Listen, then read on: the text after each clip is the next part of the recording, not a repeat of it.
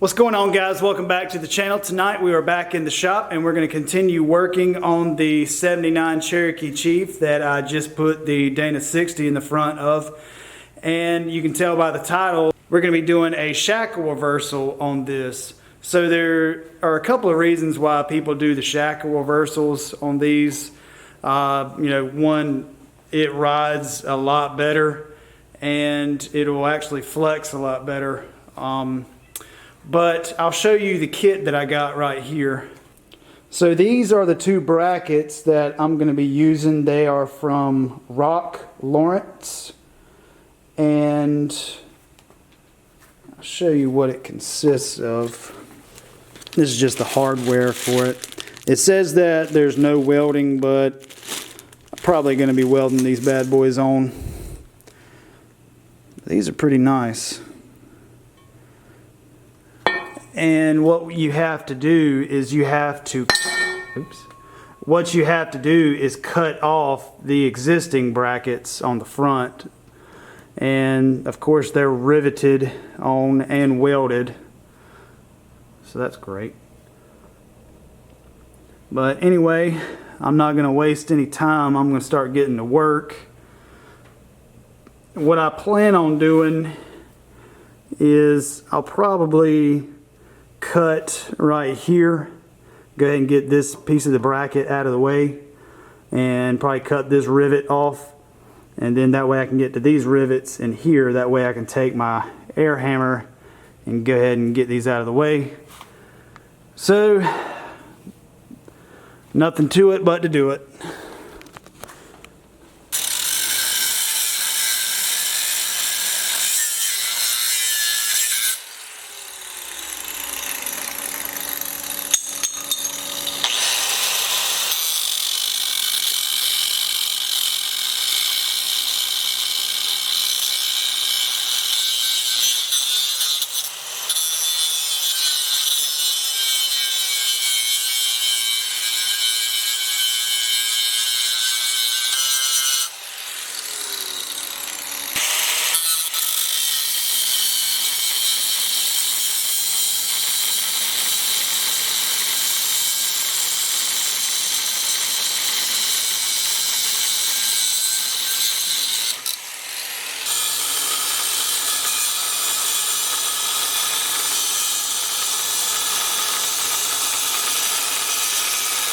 Alright, this isn't a very pretty process, but you can see what I've been doing is I've just been slowly cutting and then taking my hammer and my chisel and just working my way. I'm trying to curl this out, that way I don't go into the frame or anything like that. But you can see it's cracking pretty nicely. So anyway, I'm going to keep working on it.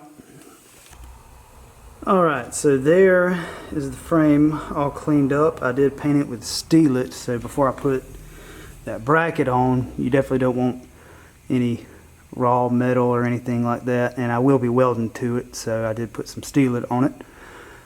So now I'm going to, may look at the directions, because you have to notch, I know you have to notch somewhere, like right in there, in order to get that other piece, so you can put a bolt in at the top, kind of give you some more strength. So may look at the directions real quick. So the directions say to get the rivets out of the way. I've already done that, and I was able to get them out so they won't be rattling when I'm driving down the road. But it says to open up these holes to a 1/2 inch, so I'm going to do that now. And as you can see, I did go ahead and get my power steering pump, or my power steering box out of the way. I kind of just dropped it down. It's hanging on by a bungee cord right there. So I'm going to open these on up.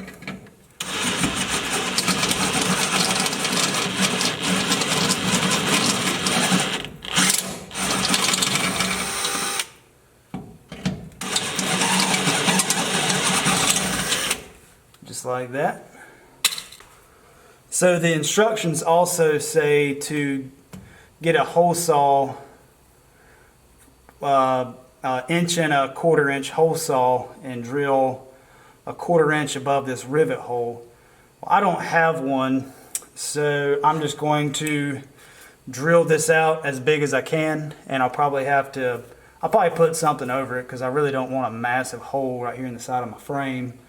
But what this hole is doing is gives you access to put the bolts for the top of the bracket on here. I probably could just weld it, but I would feel better if there was 2 bolts sitting right there. So that's probably what I'll do now.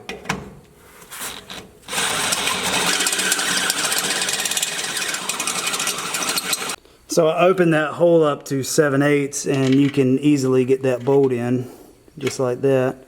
So it's probably going to take a couple of minutes to get that bolt to fall in the hole, but it'll go in at least. So, and you can get a wrench in there and everything like that, hopefully, maybe. So now what I'm going to do is I'm actually going to notch this section right here. That way the top of the tab on the new bracket will fit flush.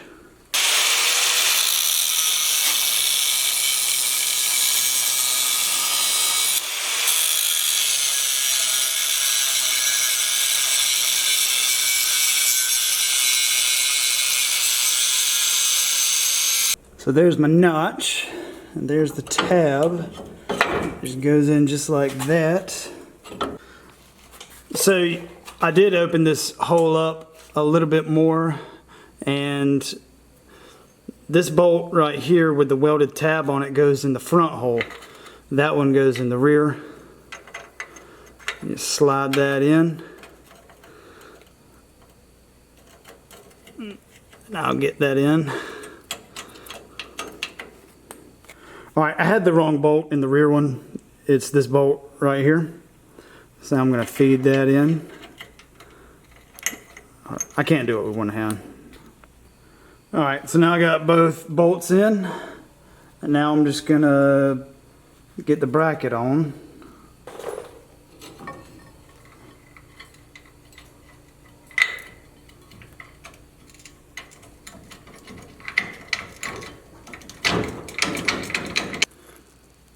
So I've already got the front bolt tight, and now I'm just going to take a 5/8 wrench, and you can actually reach it right in and set it right on top of the bolt, and then take 11/16 socket and tighten her up.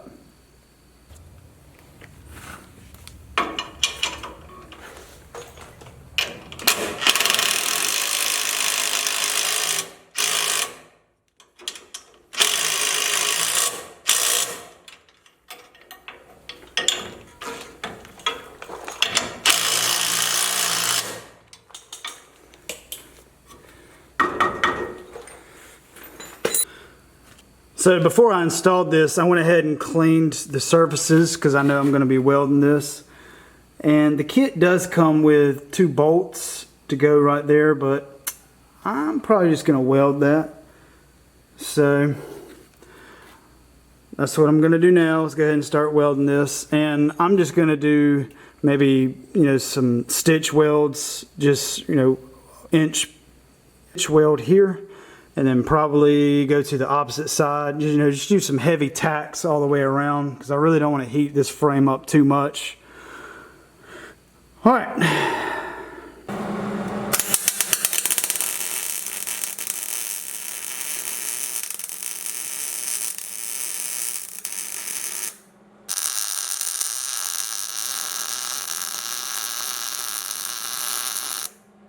So I've got the bracket all tacked in. I don't have it fully welded yet, just some meaty tacks.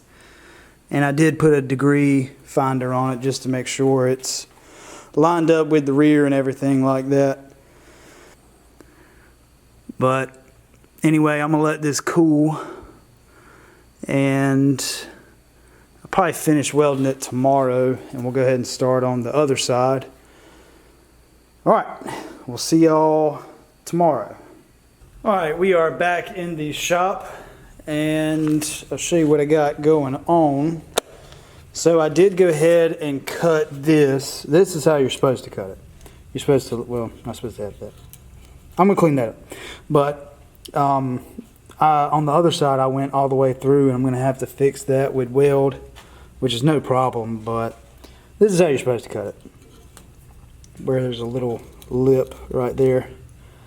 And the bracket goes on just nice. So now what I'm going to do is clean this bracket up and put some meaty tacks on it and continue on.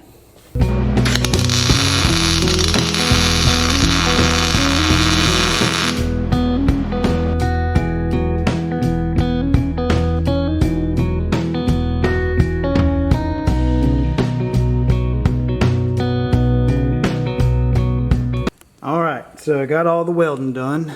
Now I'm about to powder coat it with some Steelit.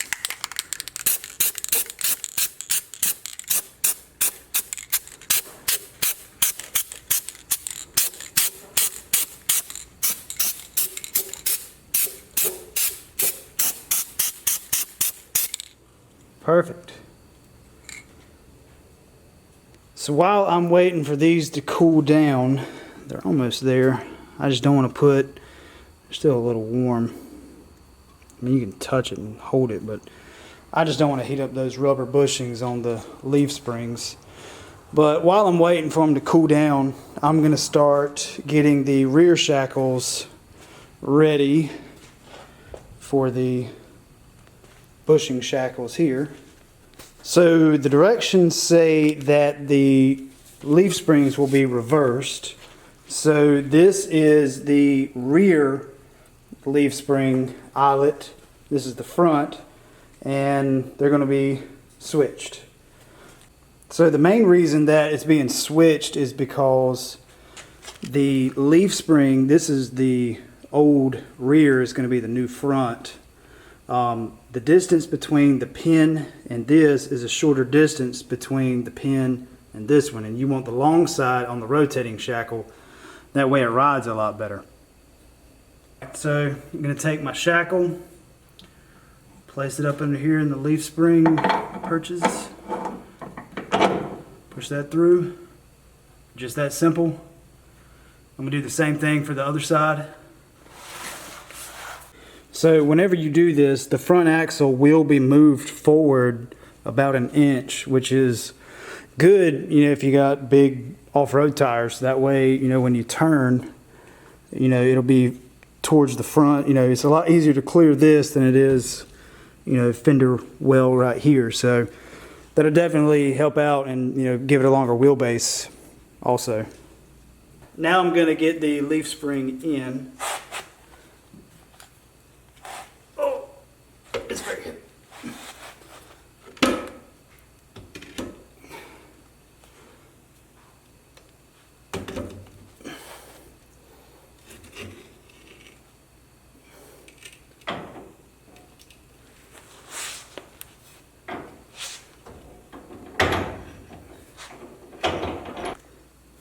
Take the bolt, slide right in. Alright, so I did pick the Jeep up a little bit because the axle, getting it all lined up on the axle and this at the same time was a nightmare. That was dumb, but so now I'm just going to pick this up and pull it to me.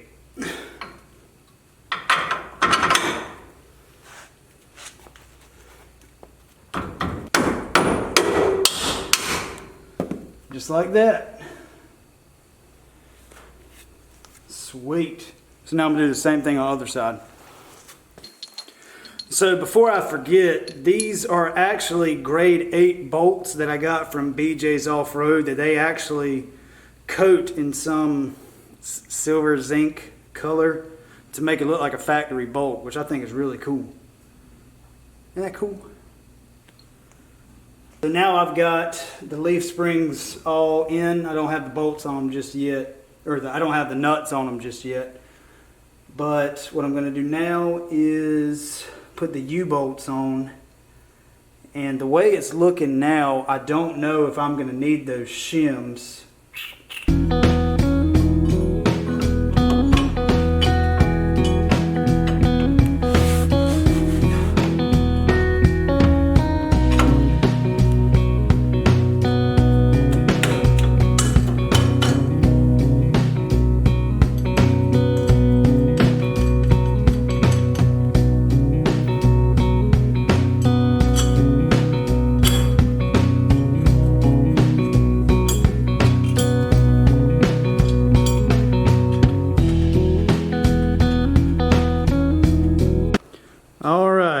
here it is sitting on its own weight.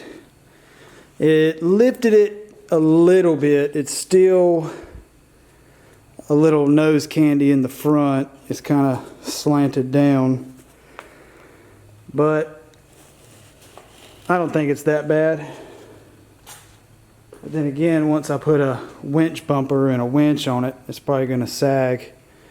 So I do know one of the cons of the shackle reversal is that, you know, if you do add weight to the front, it will kind of come down a little bit. It's a little softer, but I'll kind of show you everything. Light in here.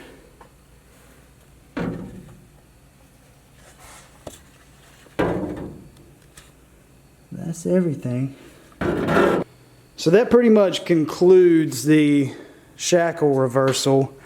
I've still got to figure out a way to raise the Jeep up. I may just have to get new leaf springs, but I kind of don't want to. But I'm pretty pleased with it. It's definitely a lot beefier than it is from the factory, and just, you know, pushing down on the suspension, you know, it gives a lot more. So I can already tell a difference in the suspension. So that's pretty cool. But yeah, I'm pretty pleased with it. Alright guys, that's probably going to do it for this video. I really appreciate y'all watching me put in the leaf spring shackle reversal on my 79 Jeep Cherokee. If you haven't seen any of my past videos on this, make sure you check them out to see how I got to this point here. Putting a lot of work into this thing, but it's definitely going to be worth it. But anyway, I really appreciate y'all watching, and we'll see you on the next one.